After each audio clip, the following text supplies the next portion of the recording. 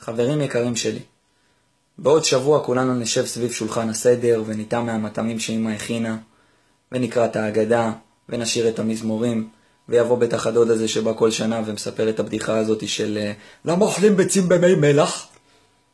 אבל יש לנו אח, חייל, שמילא את תפקידו, ובאמת קיים את מה שנאמר בהגדה של להיות בן חורין בארצו. והוא מואשם על הריגה, והוא יישב בבית סוהר בזמן שהמשפחה שלו תעשה את ליל הסדר, ואמא שלו טרחה לליל הסדר, והלכה ועשתה קניות וקנתה את הדברים שהוא הכי אוהב לאכול, ואבא שלו גם עזר בהתרוצצויות, ואחותו תשב בסדר ותרצה לראות את אח שלה, ובכל חנוק מדמעות היא תגיד לאמא שלה, אמא אני לא רעבה, וכל הטרחה הלכה לפח, וכל המשפחתיות של החג הזה הלכה לפח.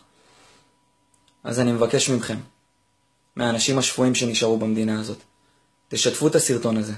אולי הוא יגיע לעיניים של בן אדם שיכול לעזור. אני אישית מבחינתי לא מרגיש בן חורין בחג הזה.